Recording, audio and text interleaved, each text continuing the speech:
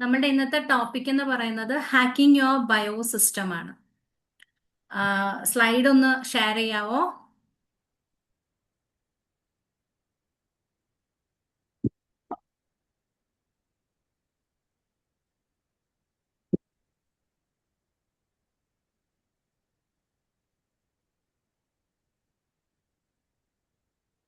മനു, ആ സ്ലൈഡ് ഒന്ന് ഷെയർ ചെയ്യാവോ? ഓക്കെ.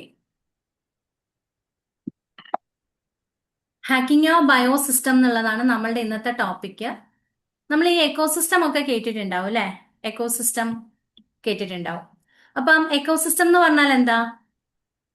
ആക്ച്വലി നമ്മൾ ജീവിക്കുന്ന ആ, ആ ഒരു സിസ്റ്റം, ലിവിങ് തിങ്സ് ഉണ്ട്, നോൺ ലിവിങ് തിങ്സ് ഉണ്ട്. ഇതെല്ലാം കൂടെ ചേർന്നൊരു ഇന്റർ കണക്ഷനെയാണ് നമ്മൾ എന്തായിട്ട് പറയുന്നത്? എക്കോസിസ്റ്റം എന്ന് പറയുന്നത്. അപ്പൊ ഇവിടെ നമ്മൾ നോക്കുന്ന ഈ ബയോ സിസ്റ്റം എന്ന് പറഞ്ഞാൽ എന്താണ്? നമ്മളുടെ ഉള്ളിലുള്ള എന്താ പറയാ, കുറെ ഓർഗൻ സിസ്റ്റംസ് ഉണ്ട് നമ്മളുടെ ഉള്ളില്. ഇതെല്ലാം ചേർന്ന് ഓർഗൻ സിസ്റ്റംസും പിന്നെന്താ നമ്മളുടെ ഹോർമോൺസ്, നമ്മളുടെ ഇമ്മ്യൂൺ സിസ്റ്റം, നെർവസ് സിസ്റ്റം, ഇതെല്ലാം ചേർന്നുള്ള ഒരു സംഭവത്തിനെയാണ് നമ്മൾ എന്ത് പറയുന്നത്? ബയോ സിസ്റ്റം എന്ന് പറയുന്നത്. Next slide. അപ്പൊ ഇവിടെ ഇപ്പൊ നോക്കിയേ, ഈ ബയോ സിസ്റ്റത്തിനെ നമുക്ക് എങ്ങനെ ഒന്ന് രസകരമായിട്ട് പറയാന്ന് വെച്ചാല്, നമുക്കെല്ലാം സിസ്റ്റം ഉണ്ട് അല്ലെ? നമ്മുടെ കമ്പ്യൂട്ടർ സിസ്റ്റം ഉണ്ട്. അതിനകത്ത് എന്തുണ്ട്? പ്രോസസ്സർ ഉണ്ട്, ഇന്റൽ പ്രോസസ്സർ, അങ്ങനെ ഇങ്ങനെ നമ്മൾ കുറെ കാര്യങ്ങൾ കേട്ടിട്ടുണ്ട്. ഇവിടെ നമ്മുടെ ബ്രെയിനിനെയാണ് നമ്മൾ പ്രോസസ്സർ ആയിട്ട് വിചാരിക്കുക. ബ്രെയിൻ നമ്മുടെ പ്രോസസ്സർ ആണെങ്കിൽ നമ്മുടെ നെർവസ് സിസ്റ്റം എന്ന് പറയുന്ന നമ്മുടെ ഇന്റർനെറ്റ് ആണ്. നമ്മുടെ ബ്രെത്ത് എന്ന് പറയുന്നതോ നമ്മളുടെ റിമോട്ട് കൺട്രോൾ ആണ്. നമ്മളുടെ തോട്ട്സ് എന്ന് പറയുന്നത് നമ്മളുടെ സോഫ്റ്റ്വെയർ ആണ്. ഇമോഷൻസോ ഇടയ്ക്കിടയ്ക്ക് നമ്മളുടെ ഫോണിലൊക്കെ ഈ നോട്ടിഫിക്കേഷൻസ് വരും അല്ലെ? ഒരു ചെറിയ സൗണ്ടോട് കൂടി നീ നീ എന്നുള്ള സൗണ്ട് കേൾക്കുമ്പോൾ നമ്മൾ ഇടയ്ക്ക് നോക്കില്ലേ എന്ത് നോട്ടിഫിക്കേഷൻ ആന്ന്? അതേപോലെ ഇടയ്ക്കിടയ്ക്ക് നമ്മളിലേക്ക് വന്ന് എത്തി നോക്കുന്ന ചില ആൾക്കാരുണ്ട്. അതാണ് നമ്മുടെ ഇമോഷൻസ്. നമ്മുടെ ബോഡി എന്താണ്? നമ്മളുടെ ഹാർഡ്വെയർ ആണ്. അപ്പൊ ഈ ഒരു ഓപ്പറേറ്റിംഗ് സിസ്റ്റത്തിനെ മൊത്തത്തിൽ നമുക്ക് പറയുവാണെങ്കിൽ എന്ത് പറയാം? ബയോ സിസ്റ്റം എന്ന് പറയാം. ഇപ്പൊ ഇവിടെ തോട്ട്സ് സോഫ്റ്റ്വെയർ ആണെന്ന് പറഞ്ഞു. അപ്പൊ നമ്മൾ ഈ ഫോണിലും നമ്മുടെ ലാപ്പിലും ഒക്കെ സോഫ്റ്റ്വെയർസ് അപ്ഡേറ്റ് ചെയ്യില്ലേ നമ്മള്? അപ്പൊ അതുപോലെ നമ്മൾ നമ്മുടെ സോഫ്റ്റ്വെയറിനെ അപ്ഡേറ്റ് ചെയ്യാറുണ്ടോ എന്നൊന്ന് ആലോചിച്ച് നോക്കിയേ. എപ്പോഴൊക്കെയോ വന്ന കുറേ ചിന്തകൾ ഉണ്ടാവും, കുറേ പെർസെപ്ഷൻസ് ഉണ്ടാവും അല്ലെ? പിന്നെ ലൈഫ് ലോങ് നമ്മൾ എന്താ അതിൽ പിടിച്ചു തൂങ്ങി അങ്ങ് പോവും. ഇതാണ്, ഇത് ഇങ്ങനെ മാത്രമേ നമ്മൾ കാണാവൂ, ഇതിങ്ങനെ ചെയ്യാവൂ. പക്ഷെ കാലത്തിനനുസരിച്ചൊരു അപ്ഡേഷൻ നമുക്ക് വേണ്ടേ? വേണ്ടേ? ഒന്ന് ആലോചിച്ച് നോക്കുക. അപ്പം ഇതിനെ എങ്ങനെയാണ് ഈ നമ്മളുടെ ഈ ബയോ സിസ്റ്റത്തിനെ ഹാക്ക് ചെയ്യുന്ന കുറെ ഹാക്കേഴ്സ് ഉണ്ട്. ഇപ്പൊ നമ്മളുടെ ഫോണിനെ ഹാക്ക് ചെയ്യും അല്ലെ? ചിലർ എന്റെ ഇൻസ്റ്റാഗ്രാം ഹാക്ക് ചെയ്തു, എന്റെ ഫേസ്ബുക്ക് ഹാക്ക് ചെയ്തു എന്നൊക്കെ പലരും പറയുന്നുണ്ട്. അതേപോലെ നമ്മളുടെ സിസ്റ്റത്തിനെ ഹാക്ക് ചെയ്യാനുള്ള കുറച്ച് ആൾക്കാർ നമ്മളുടെ ഉള്ളിൽ തന്നെ ഉണ്ട്. പക്ഷെ അവര് ഹാക്ക് ചെയ്യുമ്പോഴത്തേനും അതിനേക്കാൾ ശക്തിയോടെ നമുക്ക് ഹാക്ക് ചെയ്യാൻ പറ്റിയാലോ? അതിനുള്ള കുറച്ച് ടൂൾസ് എങ്ങനെയാണ് നമുക്ക് നമ്മളുടെ ബയോ സിസ്റ്റത്തിനെ ഹാക്ക് ചെയ്യുന്നതെന്ന് നമുക്ക് നോക്കാം. ആ ഒരു കുറച്ച് കാര്യങ്ങളാണ് ഞാൻ ഈ ഒരു വെബിനാറിലൂടെ നിങ്ങൾക്ക് പറഞ്ഞു തരാനായിട്ട് പോകുന്നത്. Okay, next slide. ഇപ്പം ഞാൻ നേരത്തെ പറഞ്ഞു നമ്മളുടെ ബയോ സിസ്റ്റം എന്ന് പറഞ്ഞാൽ എന്താണ്. അതിനകത്ത് നോക്കിയാൽ നമ്മുടെ ബ്രെയിൻ ഉണ്ട്, നെർവസ് സിസ്റ്റം ഉണ്ട്, നമ്മുടെ ലങ്സ്, നമ്മുടെ ഹാർട്ട്, നമ്മുടെ ഇമോഷൻസ്, നമ്മുടെ ഇമ്മ്യൂൺ സിസ്റ്റം, നമ്മളുടെ ഹോർമോൺസ്, നമ്മളുടെ ഗട്ട്, ഇതെല്ലാം തന്നെ എന്താണ്? നമ്മളുടെ ബയോ സിസ്റ്റം ആണ്. ഇതെല്ലാം തന്നെ നമ്മളോട് ഓരോ സെക്കൻഡ് നമ്മളോട് കമ്മ്യൂണിക്കേറ്റ് ചെയ്യുന്നുണ്ട്. അത് നമ്മൾ ആരെങ്കിലും അറിയുന്നുണ്ടോ എന്ന് ചോദിച്ചാൽ നമ്മൾ പലപ്പോഴും അറിയാറില്ല. കാരണം നമ്മളൊരു കയോസിലാണ്, ഇങ്ങനെ എന്താ പറയുന്നത്, ഒരു ഭയങ്കര ഒരു ബിസി വേൾഡിലാണ്. പുറം ലോകവുമായിട്ടുള്ള ഒരു അത് എന്താ ആ ഒരു ബന്ധം വല്ലാണ്ട് കൂടിയിരിക്കുകയാണ്. നമ്മളുടെ ഇപ്പം ഫോണും സോഷ്യൽ മീഡിയയും ഒക്കെ ഉള്ളത് കൊണ്ട് വേണ്ടതും വേണ്ടാത്തതുമായ കാര്യങ്ങൾ ഓരോ സെക്കൻഡിലും നമ്മളുടെ ഉള്ളിലേക്ക് വന്നുകൊണ്ടിരിക്കുകയാണ്. ആ സമയത്ത് നമുക്ക് നമ്മളെ നോക്കിക്കാണാനായിട്ടോ അല്ലെങ്കിൽ നമുക്ക് വരുന്ന കുറച്ച് ഈ നോട്ടിഫിക്കേഷൻസ് ഒക്കെ നമുക്ക് വരും, നമ്മളുടെ ശരീരത്തിൽ നിന്ന് വരുന്ന കുറെ നോട്ടിഫിക്കേഷൻസ് ഉണ്ട്. അതൊന്നും നമ്മൾ ആരും ശ്രദ്ധിക്കാറ് പോലും ഇല്ല. ഇപ്പം ഈ ഗട്ടിന്റെ കാര്യം പറഞ്ഞാൽ ഗട്ട് എപ്പോഴും മൈൻഡുമായിട്ട് റിലേറ്റ് ചെയ്യുന്ന സെക്കൻഡ് ബ്രെയിൻ എന്നാണ് നമ്മൾ പറയുന്നത് ഗട്ടിനെ തന്നെ. ഇപ്പം പലർക്കും അസിഡിറ്റി ഇഷ്യൂസ്, ഗട്ടിലെ അൾസേഴ്സ്, അങ്ങനെയുള്ള കുറെ ബ്ലോട്ടിംഗ് ഇഷ്യൂസ്, അങ്ങനെയൊക്കെ വരുന്ന സമയത്ത് നമ്മൾ നേരെ എന്താ മെഡിസിൻ എടുക്കാനാ മെഡിസിൻ വേണ്ടാന്നൊന്നും ഞാൻ പറയുന്നില്ല.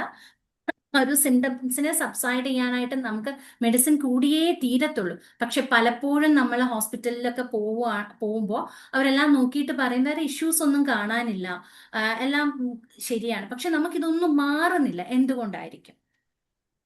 എന്തുകൊണ്ടായിരിക്കും? ഇവിടെ നമ്മുടെ സ്ട്രെസ്സാണ് പ്രധാന വില്ലൻ എന്ന് പറയുന്ന സ്ട്രെസ്സാണ്. അപ്പൊ ആ സ്ട്രെസ് നമ്മളെ ബോഡിയെ അഫക്റ്റ് ചെയ്ത് തുടങ്ങുന്ന സമയത്ത് അത് ആദ്യം നമുക്ക് ചെറിയ ചെറിയ നോട്ടിഫിക്കേഷൻസ് തരും, നമ്മൾ ശ്രദ്ധിക്കില്ല. പിന്നെ എന്ത് ചെയ്യും? അത് ബോഡിയിലേക്ക് പെയിൻ ആയിട്ട് നമുക്ക് കൊണ്ടുതരും. ആ സമയത്ത് മാത്രമേ നമ്മൾ അതിനെ ശ്രദ്ധിക്കാൻ തുടങ്ങത്തുള്ളൂ. അപ്പോഴത്തേനും നമ്മൾ ആ പെയിനിലായിരിക്കും ശ്രദ്ധിക്കുന്ന യഥാർത്ഥ സ്ട്രെസ് ഇഷ്യൂ എന്താണെന്നുള്ളത് അപ്പോഴും നമ്മൾ ശ്രദ്ധിക്കില്ല.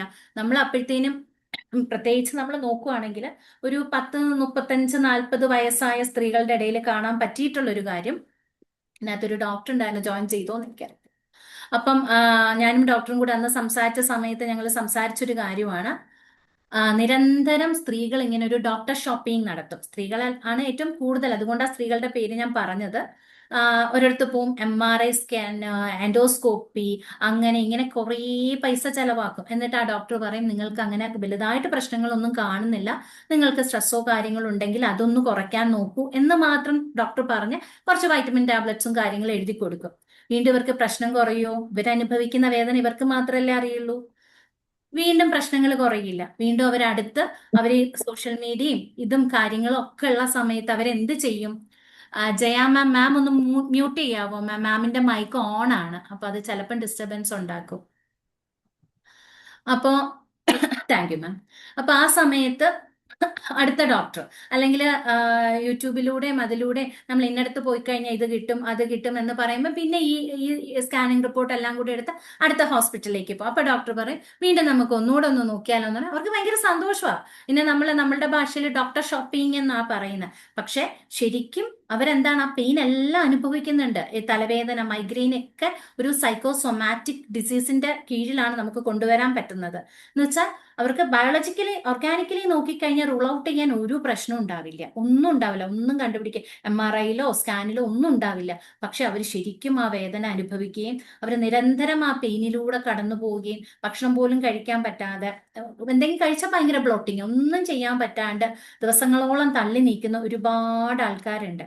അപ്പൊ അവിടെയാണ് ഈ വില്ലനായിട്ട് നമ്മുടെ ബയോസിസ്റ്റത്തിന് ആരാ ഹാക്ക് ചെയ്തിരിക്കുന്ന? സ്ട്രെസ് എന്ന് പറയുന്ന ഒരു സംഭവം നമ്മളെ ഹാക്ക് ചെയ്യാൻ തുടങ്ങിയതാ. അതിനെ ഒന്ന് തിരിച്ചറിയുക. നമ്മളുടെ കൂടെ ഉള്ളവരിൽ നമുക്കൊരു അറിവ് കിട്ടിക്കഴിഞ്ഞാൽ നമ്മുടെ കൂടെ ഉള്ള നമ്മൾ പലരെയും കാണും അല്ലെ? അപ്പൊ അവരിലേക്കൊക്കെ ഈ അറിവൊന്ന് നിങ്ങളൊന്ന് ഷെയർ ചെയ്യുക എന്നുള്ളതാണ് എൻ്റെ മെയിൻ ആയിട്ടുള്ളൊരു ഉദ്ദേശം എന്ന് പറയുന്നത്. അപ്പൊ ആ സ്ട്രെസ്സിനെ നമുക്ക് എങ്ങനെ പെട്ടെന്ന് നമുക്ക് കൺട്രോൾ ചെയ്യാൻ പറ്റും? പെട്ടെന്ന് നിരന്തരം നമുക്ക് സ്ട്രെസ് എന്താ പറയാ, ആവശ്യമാണ്. ചെറിയ രീതിയിലുള്ള സ്ട്രെസ് നമുക്ക് വേണം, എന്നാലേ നമുക്ക് പ്രൊഡക്റ്റീവായിട്ട് പോകാൻ പറ്റും. പക്ഷെ ആ സ്ട്രെസ് നമ്മളുടെ ജോലിയെയും നമ്മളുടെ കാര്യങ്ങളെയും നമ്മുടെ ശരീരത്തെയും എല്ലാം അവൻ കൺട്രോൾ ചെയ്യാൻ തുടങ്ങുന്ന സമയത്തോ എല്ലാം അവതാളത്തിലാവും അല്ലെ? അപ്പൊ അതിനു മുന്നേ അവൻ നമ്മളെ കയറി ഹാക്ക് ചെയ്യുന്നതിന് മുൻപേ നമുക്കൊന്ന് അവനെ ഹാക്ക് ചെയ്യാൻ പറ്റിയാലോ? അപ്പൊ ആ കാര്യങ്ങൾ നമുക്ക് എങ്ങനെയാണെന്നൊന്ന് നോക്കാം കേട്ടോ. അടുത്ത അടുത്ത സ്ലൈഡ്. ഹാക്കിംഗ് യുവർ ബയോസിസ്റ്റം എന്ന് പറഞ്ഞാൽ എന്താണ്? Intentionally changing your body's biological and psychological process to improve health, performance, mood and longevity. അതായത് ഇന്റൻഷനലി ആണ് നമ്മൾ ഇവിടെ ചേഞ്ച് ചെയ്യാൻ പോകുന്നത്. നമ്മുടെ ബയോളജിക്കൽ ആയിട്ടുള്ളതും സൈക്കോളജിക്കൽ ആയിട്ടുള്ള പ്രോസസ്സിനെ നമ്മൾ കോൺഷ്യസ്ലി നമ്മൾ ചേഞ്ച് ചെയ്യാന്നുള്ളതാണ് ഈ ഹാക്കിംഗ് യുവർ ബയോസിസ്റ്റം എന്നതുകൊണ്ട് ഉദ്ദേശിക്കുന്നത്. Next slide. ഞാൻ പറഞ്ഞു സ്ട്രെസ് നമ്മളെ ഹാക്ക് ചെയ്യുന്ന പറഞ്ഞു അല്ലെ? ഒന്ന് നോക്കിയേ, ആ സ്ട്രെസ് എങ്ങനെയാ നമ്മളെ ഹാക്ക് ചെയ്യുന്നതെന്ന് നോക്കിയേ. സ്ട്രെസ് വരുമ്പോ എന്താണ്? ബ്രെയിൻ ഒറ്റ സിഗ്നലേ കിട്ടുന്നുള്ളൂ, ത്രെട്ടാണ്. അപ്പൊ അവൻ എന്ത് ചെയ്യും? ഉടനെ ബ്രെയിനകത്തുള്ള അമിഗ്ദല എന്ന് പറയുന്ന ഒരു സെന്റർ ഉണ്ട്, അതിനെ നമ്മൾ റെപ്റ്റൈലിയൻ ബ്രെയിൻ എന്നൊക്കെയാണ് പറയുന്നത്. കാരണം നമ്മളുടെ ആൻസിസ്റ്റേഴ്സ് പണ്ട് കാടുകളിലൊക്കെ ജീവിച്ചിരുന്ന സമയത്ത് ഈ അമിഗ്ദല ഭയങ്കര ആവശ്യമായിരുന്നു. കാരണം അന്ന് നമ്മൾ മൊത്തം ഒരു ഫിയറിലാണ്. കാരണം നമ്മൾ ഒരു ഫിസിക്കൽ ത്രെട്ട് എപ്പോഴും ഉണ്ടായിരുന്നു അല്ലെ? കാട്ടിലൊക്കെ ജീവിച്ചിരുന്ന നമ്മുടെ പൂർവികർ ജീവിച്ചിരുന്ന സമയത്ത് നമുക്ക് എപ്പോഴും എപ്പോഴും ഫിയറിലാണ്. എപ്പോഴാണ് ഒരു കാട്ടുമൃഗം നമ്മളെ വേട്ടയാടുക എന്നറിയില്ല. അപ്പോഴും നമ്മൾ സർവൈവൽ മോഡിലാണ് നിരന്തരം നമ്മൾ പോയിക്കൊണ്ടിരുന്നത്. പക്ഷെ എക്സാക്ട്ലി അവിടെ എന്തുണ്ടായിരുന്നു? ഒരു ത്രെട്ട്, ഒരു ഫിസിക്കൽ ത്രെട്ട് എന്ന് പറയുന്ന കാര്യം അവിടെ ഉണ്ടായിരുന്നു. ആ സമയത്ത് ബ്രെയിനിലേക്ക് ആ സ്ട്രെസ് വരുമ്പോൾ അമിഗ്ഡല അങ്ങ് ആക്ടിവേറ്റ് ആവാൻ തുടങ്ങും. ഉടനെ തന്നെ അവൻ എന്ത് ചെയ്യും? ബോഡിയോട് പറയും പെട്ടെന്ന് സ്ട്രെസ് ഹോർമോൺസ്, അതായത് കോർട്ടിസോൾ പോലുള്ള സ്ട്രെസ് ഹോർമോൺസിനെ ഉൽപ്പാദിപ്പിച്ചോ. കാരണം നമുക്ക് ഒന്നീ ഓടി രക്ഷപ്പെടണം, അല്ലെങ്കിൽ എന്താ തിരിച്ച് ഫൈറ്റ് ചെയ്യാനുള്ള ശക്തി വേണം അല്ലെ? അപ്പൊ ബോഡിയിൽ കുറെ ചേഞ്ചസ് കൊണ്ടുവരുന്നത്. എന്താ കൊണ്ടുവരുന്നത്? നമ്മളുടെ ബോഡിയിൽ നിരന്തരം കുറച്ച് എനർജി ഉണ്ട്. അതെന്താ? നമുക്ക് ഡൈജഷന് വേണ്ടിയുള്ളത്, പ്രോപ്പർ ആയിട്ടൊരു ഇമ്മ്യൂൺ സിസ്റ്റത്തിന്, നമ്മുടെ പ്രതിരോധ ശക്തി, ഇതെല്ലാമുള്ള കുറച്ച് എനർജി സിസ്റ്റം ഉണ്ട്. പക്ഷെ ഈ സ്ട്രെസ് ഹോർമോൺ വന്നു കഴിയുമ്പോൾ അവൻ എന്ത് ചെയ്യും? പോയിട്ട് ആദ്യം ഡൈജഷനെയൊക്കെ അങ്ങ് താറുമാറാക്കും. നമ്മളുടെ ഇമ്മ്യൂൺ സിസ്റ്റത്തിനെ ഷട്ട് ഡൗൺ ചെയ്യും. കംപ്ലീറ്റ്ലി അത് ഷട്ട് ഡൗൺ ആവും. കാരണം ആ എനർജിയും കൂടെ എന്തിനാ എടുക്കുന്നത്? നമുക്ക് ഫൈറ്റ് ചെയ്യാനോ ഫ്ലൈറ്റ് ചെയ്യാനോ ഉള്ള ആ മോഡിലേക്ക് വേണ്ടിയിട്ട് അത് എടുക്കുവാണ്. അപ്പം പൂർവികർ എന്ത് ചെയ്യും? ഒന്നി ഫൈറ്റ് ചെയ്ത മൃഗത്തിനെ കൊന്ന് അവര്, അപ്പോഴത്തേനും ആ എനർജി അവിടെ ലോസായി ബാക്ക് ടു നോർമലിലേക്ക് അവർ വന്നു. പക്ഷെ കാലങ്ങൾ കഴിഞ്ഞു. ഇന്ന് നമുക്ക് ഫിസിക്കൽ ത്രെട്ട് ഉണ്ടോ? ഇല്ല. നമുക്കുള്ളത് എന്താണ്? ഇമോഷണൽ ട്രിഗേഴ്സ് മാത്രമേ ഉള്ളൂ. ആരെങ്കിലും ഒന്ന് നമ്മളെ ക്രിട്ടിസൈസ് ചെയ്താല്, എന്തെങ്കിലും ഒരു റിലേഷൻഷിപ്പിൽ ബ്രേക്ക് ഡൗൺ വന്നാല്, അല്ലെങ്കിൽ ഒരു ഫാമിലിയിൽ ഒരു കോൺഫ്ലിക്റ്റ് വന്നാല്, ബോസ് നമ്മളെ എന്തെങ്കിലും പറഞ്ഞാല്, അല്ലെങ്കിൽ അപ്പുറത്തെ വീട്ടിൽ അവൻ BMW വാങ്ങിച്ചു കഴിഞ്ഞാൽ നമുക്കൊരു ചെറിയ ജലസും സ്ട്രെസ്സും കാര്യങ്ങളും. ഓഫ് കോഴ്സ് ഇതൊക്കെ ഉള്ള കാര്യങ്ങളാണ് ഞാൻ പറയുന്നത് കേട്ടോ. അപ്പം ഇങ്ങനെയൊക്കെയുള്ള comparison, we are always comparing ourselves with others അല്ലെ? അപ്പൊ ഇതെല്ലാം എന്താണ്? നിരന്തരം നിരന്തരം നമ്മളുടെ ഉള്ളിൽ ഈ സ്ട്രെസ് ഉണ്ടാക്കുകയാണ്. അവിടെ സ്ട്രെസ് ബ്രെയിനിലേക്ക് എത്തുമ്പം അവിടെ എന്ത് ചെയ്യും?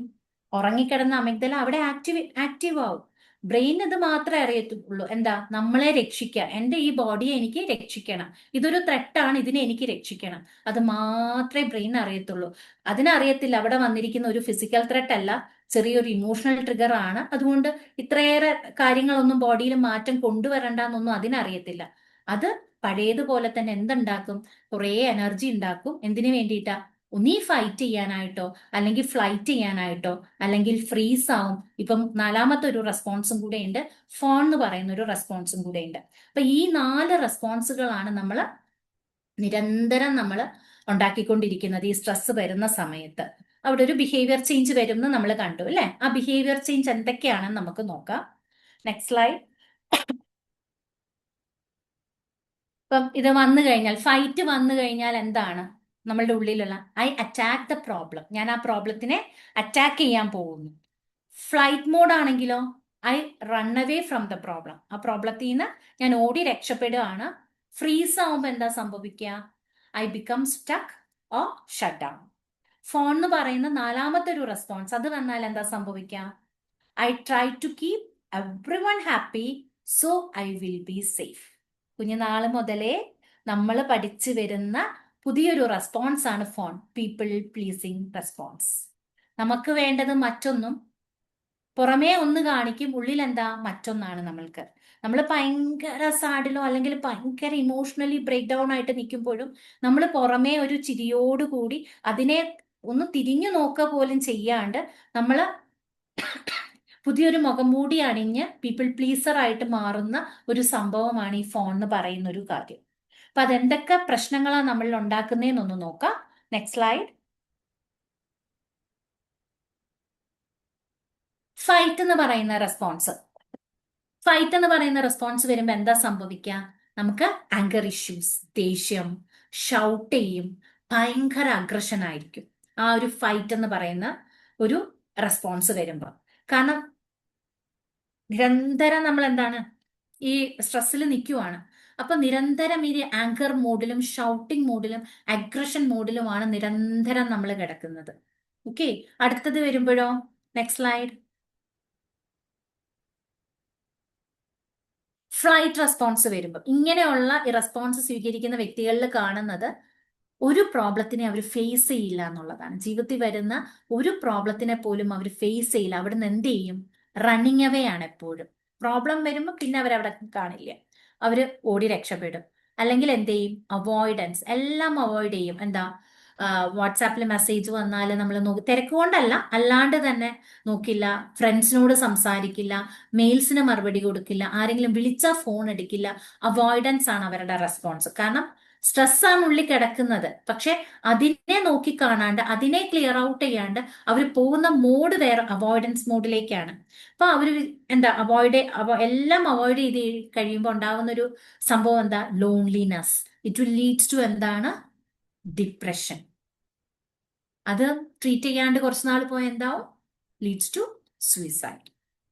അപ്പോൾ എന്തുകൊണ്ടാണ് സ്ട്രെസ് എവിടെ എത്തി നിൽക്കുന്നു നോക്ക്. ചെറിയൊരു ഇമോഷണൽ ട്രിഗർ വന്നിട്ട് നമ്മൾ അതിനെ കറക്റ്റായിട്ട് ട്രീറ്റ് ചെയ്യാതെയോ അതിനെ അഡ്രസ് ചെയ്യാതെയോ പോകുമ്പോൾ അത് എവിടം വരെ നമ്മളെ കൊണ്ട് എത്തിക്കുന്നു നോക്കുക.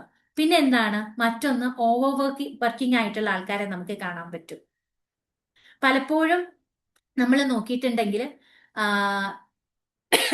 ഈ ക്ലിനിക്കിൽ വരുന്ന ചില ഭാര്യമാര് പറയുന്ന ഒരു പ്രശ്നമുണ്ട്. ഓഫീസ് 5 മണിക്കൊക്കെ കഴിയും, പക്ഷെ അദ്ദേഹം വീടെത്തുമ്പോൾ 9 മണിയാവും. അദ്ദേഹത്തോട് ചോദിക്കുമ്പോഴോ, മാഡം ടാർജറ്റ് അച്ചീവ് ചെയ്യാനുണ്ടായിരുന്നു, അതുണ്ടായിരുന്നു, ഇതുണ്ടായിരുന്നു. അപ്പം ആ ഒരു ഓവർ വർക്കിങ്ങിലേക്ക് അവർ പോവാണ്. കാരണം എന്താ? ഈ പ്രോബ്ലം ഫേസ് ചെയ്യാൻ പറ്റത്തില്ല. അപ്പൊ അവർക്ക് ഫ്ലൈറ്റ് ചെയ്തേ പറ്റത്തുള്ളൂ. ഫ്ലൈറ്റ് ചെയ്തുകൊണ്ടിരിക്കുകയാണ് അവര്. പക്ഷെ ഇതിനൊരു എൻഡിങ് പോയിന്റ് ഉണ്ട്. കാരണം റിയൽ ഇഷ്യൂ അവർ അഡ്രസ് ചെയ്യുന്നില്ല. മനസ്സിലായോ? അപ്പം ഇതെല്ലാം നിരന്തരം ഇതിലൂടെ സർവൈവൽ മോഡിൽ പോകുന്ന വ്യക്തികളെല്ലാം എന്താവും? അവസാനം സൈക്കോസൊമാറ്റിക് ആയിട്ടുള്ള കുറേ അസുഖങ്ങൾക്ക് അടിമകളായി മാറാനുള്ള ചാൻസ് ഉണ്ട്. നമ്മൾ ഈ കാണുന്ന ഓട്ടോ ഇമ്മ്യൂൺ ഡിസീസ് സ്ട്രെസ്സാണ്. പലപ്പോഴും പല അലർജീസും സ്ട്രെസ്സാണ്. നമ്മൾ ഇതിനെല്ലാം മെഡിസിൻ എടുക്കുന്നുണ്ട്. പക്ഷെ അവിടെ അതിനൊരു കുറവ് വരുന്നുണ്ടോ എന്ന് നിങ്ങൾ സ്വയം ചിന്തിച്ചു നോക്കുക. ഞാൻ എന്റെ സ്ട്രെസ്സിനെയാണോ അഡ്രസ് ചെയ്യേണ്ടത് ആദ്യം? മെഡിസിൻ എടുത്തോളൂ. At the same time parallelly why can you address your stress too? ചില സ്ട്രെസ്സുകളൊക്കെ കോൺഷ്യസ്ലി ഉള്ളതായിരിക്കാം. ചിലതൊന്നും നമ്മൾ കുട്ടിക്കാലത്ത് വന്നിട്ടുള്ള ചില പ്രശ്നങ്ങളായിരിക്കാം. നമ്മളത് ഇന്നർ വൂൺസ് എന്ന് പറയും, ചൈൽഡ്ഹുഡ് ട്രോമാസ് എന്ന് പറയും. അതൊക്കെ ചിലപ്പോൾ നമ്മൾ സപ്രസ് ചെയ്തിട്ടുണ്ടാവും, ചിലപ്പം റിഗ്രസ് ചെയ്തിട്ടുണ്ടാവും. ഈ സപ്രഷനും റിഗ്രഷനും തമ്മിൽ രണ്ടർത്ഥമുണ്ട്. ഒന്ന്, നമ്മൾ മനഃപൂർവ്വം കണ്ടില്ല എന്ന് നടിക്കുന്നതാണ് സപ്രഷൻ. മറ്റൊന്ന്, നമ്മൾ പോലും അറിയാണ്ട് നമ്മളുടെ അൺകോൺഷ്യസിലേക്ക് അത് പോയിട്ടുണ്ടാവും. അത് പോയി അവിടെ വെറുതെ ഇരിക്കത്തൊന്നുമില്ല. നമ്മൾ എന്ത് ബിഹേവിയർ ആണോ ഇന്ന് നമ്മൾ കാണിക്കുന്നത്, ഇതെല്ലാം നമ്മളുടെ അൺകോൺഷ്യസ് മൈൻഡിൽ നിന്ന് വരുന്ന ബിഹേവിയർ ആണ് നമ്മൾ കാണിച്ചുകൊണ്ടിരിക്കുന്നത്. അപ്പം നമ്മളുടെ ബിഹേവിയേഴ്സിൽ നമ്മൾ ജസ്റ്റ് ഒന്ന് നോട്ടീസ് ചെയ്യാം. Am I running away from the problem? Am I avoiding something? Am I doing over work? എന്നുള്ളൊരു കാര്യം നിങ്ങളൊന്ന് ചെക്ക് ചെയ്ത് നോക്കുക. ഇങ്ങനെ ഏതെങ്കിലും സിംറ്റംസ് നിങ്ങളുടെ ലൈഫിൽ ഉണ്ടെങ്കിൽ just deal with that stress. ചിലപ്പോൾ നിങ്ങൾക്ക് അറിയുന്നുണ്ടാവില്ല. At that time you can take a help. ഒരു പ്രൊഫഷണൽ ഹെൽപ്പ് എടുക്കാം നിങ്ങൾക്ക്. Next slide.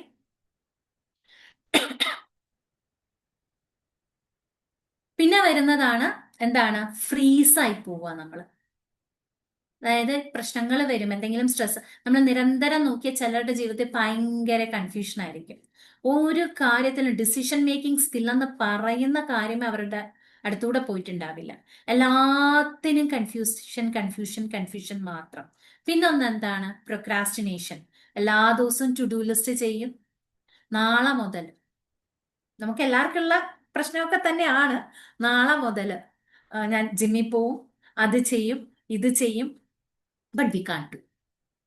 To do list ചെയ്യും, ഭയങ്കര പെർഫെക്റ്റ് ആണ്, അതെല്ലാം ചെയ്യും. പക്ഷെ ആക്ഷൻ എടുക്കാൻ നമുക്ക് കഴിയില്ല. പിന്നെന്താണ്? ഒരു നംനെസ്, ഒരു ഫുൾ ടൈം ഒരു സ്ലോത്ത് ബിയറിന്റെ ടൈപ്പ് എവിടെയെങ്കിലും ഒന്ന് കിടന്നാൽ മതി, അല്ലെങ്കിൽ ഒട്ടും നമുക്ക് ഒരു എനർജിയും ഇല്ലാത്തൊരവസ്ഥ, ഒരു നംനെസ് ഫീൽ ചെയ്യും. പക്ഷെ നമ്മൾ നോക്കുമ്പോൾ പ്രത്യേകിച്ച് പറയാൻ ഒരു കാര്യവും ഇല്ല. പക്ഷെ നമുക്ക് ഇങ്ങനെയൊക്കെയാണ്, ഈ ബിഹേവിയേഴ്സ് നമ്മളിലുണ്ടോ എന്ന് നമ്മളൊന്ന് ചെക്ക് ചെയ്യണം. നമുക്കോ നമ്മളുടെ കൂടെ നിൽക്കുന്ന വ്യക്തികൾക്കോ നമ്മളുടെ കുഞ്ഞുങ്ങൾക്കോ നമ്മളുടെ ഫ്രണ്ട്സിനോ ആരെങ്കിലും ഇങ്ങനെയുള്ള ഞാൻ ഭയങ്കര കൺഫ്യൂസ്ഡ് സ്റ്റേറ്റിലാണ് പോകുന്നത്, അത് നിരന്തരം ആ സ്റ്റേറ്റിൽ കേട്ടോ, ഇപ്പൊ ഒരു ദിവസം കൺഫ്യൂഷൻ വന്നു എന്ന് പറഞ്ഞൊന്നും അല്ല, നിരന്തരം ആ ഒരു സ്റ്റേറ്റിൽ. നമുക്കറിയാലോ, നമ്മളോട് നന്നായിട്ട് സംസാരിക്കുക എടുക്കുകയൊക്കെ ചെയ്ത വ്യക്തികൾ ചിലപ്പോൾ പെട്ടെന്ന് ഷട്ട് ഡൗൺ ആയി പോകുന്നത് അറിയാം. അപ്പം അവനോട് ജസ്റ്റ് ഒന്ന് സംസാരിക്കും, നീഡ് എ പ്രൊഫഷണൽ ഹെൽപ്പ് എന്ന് അവനോട് പറയാം. നമുക്ക് അവരെ രക്ഷിച്ചെടുക്കാനായിട്ട് പറ്റും. Next slide. പിന്നെ വരുന്നതാണ് ഈ പറഞ്ഞ ഫോൺ എന്ന് പറഞ്ഞ നാലാമത്തെ ഒരു രീതിയിലുള്ള റെസ്പോൺസ്. നമ്മൾ ഈ പിക്ചർ നോക്കിയാൽ തന്നെ അറിയാം, സന്തോഷകരമായിട്ടുള്ള മുഖമാണ് നമ്മൾ കാണിക്കുന്നത്. അതിൻ്റെ ഉള്ളിൽ എന്താ നമ്മൾ ഒളിപ്പിച്ചു വെച്ചിരിക്കുന്നത് നോക്കിയേ. അവിടെ നമ്മൾ കാണുന്നതാണ് പീപ്പിൾ പ്ലീസിങ് ബിഹേവിയർ. ഞാൻ എല്ലാം മറ്റുള്ളവരെ ഹാപ്പി ആക്കുന്ന കാര്യങ്ങൾ ഞാൻ ഇങ്ങനെ ചെയ്തുകൊണ്ടേയിരിക്കും. നമുക്കൊരു സെൽഫ് റെസ്പെക്റ്റും ഉണ്ടാവില്ല, നമുക്കൊരു സെൽഫ് ലവ് ഉണ്ടാവില്ല, സെൽഫ് എസ്റ്റീം ഉണ്ടാവില്ല, ഒരു കോൺഫിഡൻസിന്റെ കുറവും നമുക്ക് അവിടെ കാണാം. ചിലപ്പോൾ കോൺഫിഡൻസ് ഒക്കെ ഉണ്ടാവും, ബാക്കിയുള്ളത് ഉണ്ടാവില്ല. ഒരു സെൽഫ് റെസ്പെക്ട് എന്ന് പറയുന്ന ചില റിലേഷൻഷിപ്സിൽ നമുക്കിത് നന്നായിട്ട് കാണാനായിട്ട് പറ്റും. നമ്മൾ നിരന്തരം അപ്പുറത്ത് നിൽക്കുന്ന വ്യക്തികൾക്ക് വേണ്ടി നമ്മളിങ്ങനെ അവരുടെ സന്തോഷത്തിന് വേണ്ടി, അവരുടെ പ്രശ്നങ്ങളാണ് നമുക്ക് വലുത്. ഇവിടെ നമ്മൾ കരഞ്ഞുകൊണ്ടായിരിക്കും ഇരിക്കുന്നത്, എന്നാൽ പോലും നമ്മൾ നമ്മളെ തിരിഞ്ഞു നോക്കാനായിട്ട് നിൽക്കില്ല. നമ്മൾക്ക് അപ്പുറത്ത് നിൽക്കുന്ന ആ വ്യക്തികളെ സന്തോഷിപ്പിക്കാന്ന്. കാരണം ഒരു ഫ്രിക്ഷൻ ഉണ്ടാവുന്ന ഇഷ്ടമല്ല, ഒരു പ്രോബ്ലം അവിടെ ക്രിയേറ്റ് ചെയ്യുന്ന ഇഷ്ടമല്ല. ഒരു പ്രോബ്ലം ഉണ്ടെങ്കിൽ അതിനെ ഫേസ് ചെയ്താലല്ലേ അതിനൊരു സൊല്യൂഷൻ കിട്ടത്തുള്ളൂ. ആ ഫേസ് ചെയ്യാൻ അവർക്ക് പറ്റില്ല. പിന്നെന്താ, സെയിം തിങ് തന്നെയാണ് ഡിഫിക്കൽട്ടി സേയിങ് നോ. അപ്പം നിരന്തരം ജോലി ചെയ്യുന്നവനാണെങ്കിൽ അവനിങ്ങനെ ജോലികൾ എക്സ്ട്രാ വർക്ക് കിട്ടിക്കൊണ്ടേയിരിക്കും. പിന്നെന്താ, എല്ലാ കാര്യവും അവന് നോ എന്ന് പറയുന്ന ഒരു കാര്യം അവനെ കൊണ്ട് പറ്റില്ല. ഇപ്പം കൂട്ടുകാരെല്ലാരും കൂടെ ചോദിക്കുക, ഇന്ന് സിനിമയ്ക്ക് നീ വരുന്നോ? പക്ഷെ അവൻ യഥാർത്ഥത്തിൽ അന്ന് സിനിമ കാണണം എന്ന് ആഗ്രഹം ഉണ്ടാവില്ല, പോണം എന്ന് ആഗ്രഹം ഉണ്ടാവില്ല. മേ ബി അവൻ എന്തെങ്കിലും ഒരു സാഡ്നെസ് ഫീൽ ചെയ്യുന്നുണ്ടായിരിക്കും. പക്ഷെ അവൻ അത് ഉള്ളിൽ ഒളിപ്പിച്ചിട്ട് മറ്റുള്ളവർക്ക് വേണ്ടി സൊസൈറ്റി അല്ലെങ്കിൽ ഫ്രണ്ട്സ് എന്ത് വിചാരിക്കും, സൊസൈറ്റി എന്ത് വിചാരിക്കും എന്നുള്ള ചിന്ത. സൊസൈറ്റിക്ക് എതിരായിട്ടെല്ലാം ചെയ്യണം എന്നല്ല ഞാൻ പറയും, പക്ഷെ നമ്മളെ വേദനിപ്പിച്ചുകൊണ്ട് സൊസൈറ്റിയെ ചിരിപ്പിക്കാൻ വേണ്ടി നമ്മളൊന്നും ചെയ്യണ്ട. സൊസൈറ്റിയിൽ ഒരു പെർഫെക്റ്റ് ഗേൾ, പെർഫെക്റ്റ് ഇതെടുക്കാൻ വേണ്ടി നമ്മൾ ഒന്നും ചെയ്യണ്ട. ഞാൻ പലപ്പോഴും ഇവിടെ ക്ലിനിക്കിൽ കണ്ടിട്ടുള്ള കുട്ടികളിൽ അവര് ലൈഫിൽ ഭയങ്കര പെർഫെക്റ്റ് ആയിരിക്കും, അവര് ലൈഫിൽ. ചോദിച്ചു കഴിഞ്ഞാല് 10th റാങ്കും ഡിസ്റ്റിങ്ഷൻ ഉണ്ടാവും, 12th അങ്ങനെ ഉണ്ടാവും, കോളേജിൽ അങ്ങനെ ഉണ്ട്, എല്ലായിടത്തും റാങ്കുകളും ഇത് നേടി അവർ വന്നിട്ടുണ്ട്. പക്ഷെ ഒരു കണക്ഷൻസ് എന്ന് പറയുന്ന കാര്യമേ അവർ ഉണ്ടാക്കിയിട്ടുണ്ടാവില്ല. ഒരു ഫ്രണ്ട്ഷിപ്പ് എന്ന് പറയുന്ന ഒരു കാര്യം അവരുടെ ലൈഫിൽ ഉണ്ടാവില്ല, ഒരു കണക്ഷനും അവർക്ക് ഉണ്ടാവില്ല. അങ്ങനെ ഒരു ഫാമിലി ലൈഫിലേക്ക് പോകുമ്പോൾ അവിടെയാണ് റിയൽ പ്രോബ്ലംസ് ഫേസ് ചെയ്യാൻ തുടങ്ങുക. ആ പ്രോബ്ലംസിനെ അവർക്ക് അഡ്രസ് ചെയ്യാൻ പറ്റത്തില്ല. അവിടെ മുതൽ അവർക്കൊരു ഡീഗ്രേഡിങ് ആണ്. ഡീഗ്രേഡിങ് വരുമ്പോൾ അവരെ കമ്പയർ ചെയ്യും. I was the perfect one in the class, ഞാനായിരുന്നു ഏറ്റവും ടോപ്പർ, ഞാനായിരുന്നു, വൈ. പിന്നെ അവര് കമ്പാരിസൺ തുടങ്ങും. എന്റെ കൂടെ ബാക്ക് ബെഞ്ചിൽ ഇരുന്ന വ്യക്തി ഇന്ന് ഇത്രയും സമ്പാദിക്കുന്നുണ്ട്, പക്ഷെ എനിക്ക് പറ്റുന്നില്ല, വൈ? അവര് ജീവിതം പഠിച്ചില്ല, അവര് റാങ്ക് മേടിക്കാൻ മാത്രമേ പഠിച്ചുള്ളൂ. അപ്പോ നമ്മൾ കുഞ്ഞുങ്ങളെ വളർത്തുമ്പോഴും തോക്കാനുള്ള അവസരമൊക്കെ കൊടുക്കുക. ഒരു ഫെയിലിയറൊക്കെ അനുഭവിക്കട്ടെ, എന്നിട്ട് എങ്ങനെ അവിടുന്ന് എണീറ്റ് വരിക എന്ന് പഠിക്കട്ടെ. നമ്മൾ ഉള്ളപ്പം അവരത് പഠിക്കുവാണെങ്കിൽ ഈസി അല്ലേ? നമ്മളുടെ ഒരു സപ്പോർട്ടും കൂടെ ഉണ്ടാവും, നമ്മളുടെ ഒരു ഹെൽപ്പും കൂടെ ഉണ്ടാവും. എല്ലാം ചെയ്തു കൊടുക്കലല്ല പാരന്റിങ് എന്ന് പറയുന്നത്.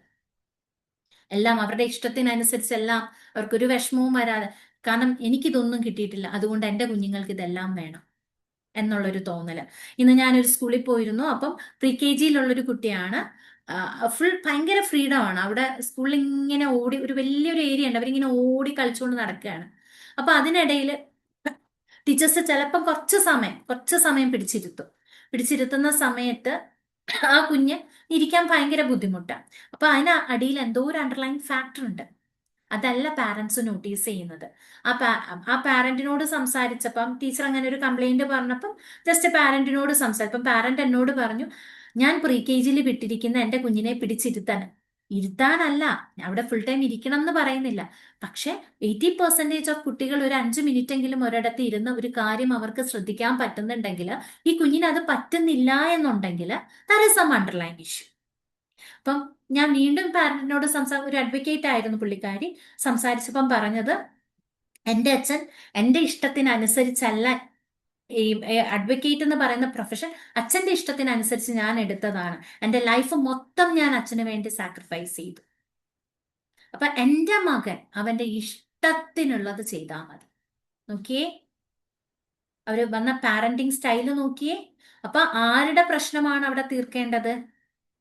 ആരുടെ വൂൺസ് ആണ് അവിടെ ഹീൽ ചെയ്യപ്പെടേണ്ടത്? ആ അമ്മയുടെ വൂൺസ് ഹീൽ ചെയ്യപ്പെടേണ്ടതിന് പകരം അമ്മ ചെയ്യുന്ന കാര്യം നോക്കിയേ, ബാഡ് പാരന്റിങ്.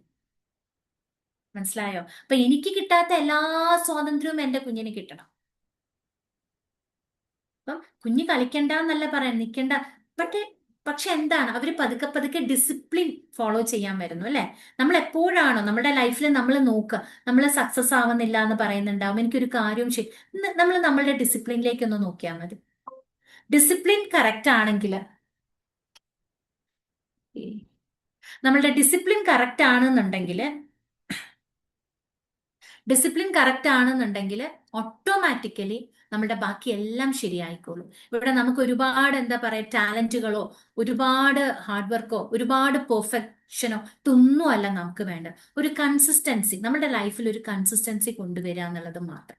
നമ്മളെ ഒന്ന് തിരിച്ചറിയുക, നമ്മളുടെ ഉള്ളിലേക്കൊന്ന് നോക്കുക. ഈ കാര്യങ്ങളൊക്കെ ചെയ്താൽ തന്നെ നിങ്ങൾ ലൈഫിനെ, നിങ്ങളുടെ ജീവിതത്തിനെ നിങ്ങളുടെ കൈപ്പിടിയിൽ നിങ്ങൾക്ക് ഒതുക്കാനായിട്ട് പറ്റും. Next slide.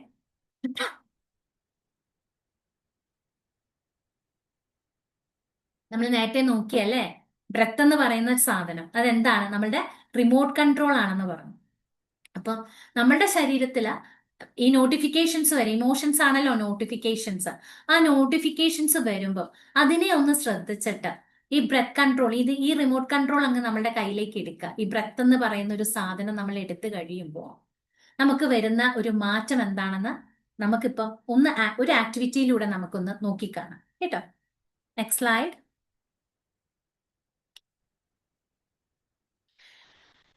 ഈ ഫാസ്റ്റ് ബ്രീത്തിങ് തന്നെ സ്ലോ ബ്രീത്തിങ് ഉണ്ട്, ഫാസ്റ്റ് ബ്രീത്തിങ് ഉണ്ട്. ഈ ഫാസ്റ്റ് ബ്രീത്തിങ് ചെയ്യുമ്പോഴത്തേനും ബോഡിക്ക് കിട്ടുന്ന മെസ്സേജ് എന്താണ്? I am unsafe. ഇപ്പൊ നേരത്തെ നമ്മൾ പറഞ്ഞു അല്ലേ, ആ സ്ട്രെസ് വരുമ്പോഴത്തേനും അമിഗ്ഡല ആക്ടിവേറ്റഡ് ആവും, ബാക്കി എല്ലാ സിസ്റ്റത്തിനെയും ഷട്ട് ഡൗൺ ചെയ്യും. അവിടെ നമ്മളുടെ എന്താ ബ്രീത്തിങ് റേറ്റ് ഒന്ന് നമ്മൾ ശ്രദ്ധിച്ചാൽ മതി. ഭയങ്കര ഫാസ്റ്റ് ആയിട്ടായിരിക്കും നമ്മൾ ബ്രീത്ത് ചെയ്യുന്നുണ്ടാവുക. ആ ഫാസ്റ്റ് ബ്രീത്തിങ് വരുമ്പോൾ ബോഡിക്ക് കിട്ടുന്ന മെസ്സേജ് എന്താണ്? I am unsafe. അപ്പൊ നമുക്ക് സ്ട്രെസ് വരുമ്പോഴും നമ്മൾ ഒന്ന് നമ്മളുടെ ബ്രത്തിലേക്ക് ഒന്ന് ശ്രദ്ധിക്കുക. അപ്പൊ നമുക്ക് മനസ്സിലാവും നമ്മൾ സേഫ് ആണോ അല്ലയോ എന്ന് മനസ്സിലാവും. Next slide.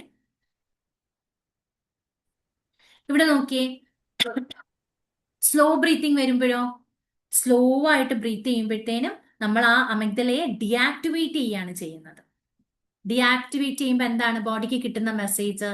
I am so safe എന്നുള്ളൊരു മെസ്സേജ്. അപ്പൊ അതെങ്ങനെയാന്ന് നമുക്കൊന്ന് പ്രാക്ടീസ് ചെയ്യാം.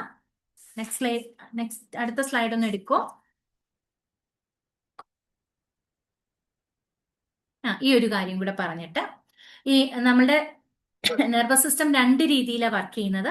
ഒന്ന് സിമ്പത്തറ്റിക് നെർവസ് സിസ്റ്റം, ഒന്ന് പാരാസിമ്പത്തറ്റിക് എന്ന് പറയും. സിമ്പത്തറ്റിക് എന്ന് പറയുമ്പോൾ സർവൈവൽ മോഡിലാണ്. ഈ വണ്ടിയിലൊക്കെ ആക്സിലേറ്റർ കൊടുത്തു കഴിഞ്ഞാൽ സ്പീഡിൽ അങ്ങ് പോകത്തില്ലേ, അതുപോലെ ഒറ്റൊരു പോക്കാ നമ്മള്. പക്ഷെ ആ സമയത്ത് നമ്മൾ എന്താണ്, ഈ ഒരു സ്ട്രെസ് മോഡിലാ പോകുന്നത്, സർവൈവൽ മോഡിലാണ് പോകുന്നത്. ഇപ്പൊ ഫൈറ്റോ ഫ്ലൈറ്റോ ആ ഒരു റെസ്പോൺസിലായിരിക്കും നമ്മൾ പോകുന്നത്. തിരിച്ച് അതിന്റെ ഒരു ബ്രേക്ക് എന്ന് പറയുന്നത് എന്താണ്? ഈ പാരാസിമ്പത്തറ്റിക് ആണ്. അപ്പൊ ആ ബ്രേക്കിനെ ആക്ടിവേറ്റ് ചെയ്യുന്ന ആൾ ആരാണ്? ലോങ് എക്സ്ഹലേഷൻ. എക്സ്ഹലേഷൻ എന്ന് പറയുമ്പോൾ ബ്രീത്ത് ചെയ്യുന്നത് ഇൻഹലേഷനും ബ്രീത്ത് ഔട്ട് ചെയ്യുന്നതിന് നമ്മൾ എക്സ്ഹലേഷൻ എന്നാണ് പറയുന്നത്. അതിന്റെ ലോങ് ആയിട്ടൊരു എക്സ്ഹലേഷൻ നമ്മൾ ചെയ്യുന്ന സമയത്ത് അതൊരു ബ്രേക്ക് ആണ്. എന്തിന്റെ ബ്രേക്ക്? പാരാസിമ്പത്തറ്റിക് വർക്ക് ചെയ്യുന്നത്. സിമ്പത്തറ്റിക്കിന്ന് പതുക്കെ നമ്മളുടെ ബോഡി എങ്ങോട്ടാ വരുന്നത്? പാരാസിമ്പത്തറ്റിക്കിലേക്ക് വരും. ആ സമയത്ത് നമുക്ക് ഉണ്ടാവുന്ന ഒരു അനുഭവം എന്താ വെച്ചാൽ, I am so safe in this body, I am so calm and relaxed എന്ന് പറയുന്ന ഒരു സ്റ്റേറ്റ് ആണ് നമ്മൾ വരുന്നത്. തന്നെയാണ്. ഓ, അടുത്തൊരു, എനിക്ക് തോന്നുന്നു ഈ ലിങ്ക് 40 മിനിറ്റ്സേ ഉള്ളൂ. അപ്പൊ അടുത്ത ഒരു ലിങ്കും കൂടെ ഷെയർ ചെയ്യാം, അതിലേക്ക് നിങ്ങളൊന്ന് ജോയിൻ ചെയ്യണം. ഇത് പോയി കഴിഞ്ഞാല്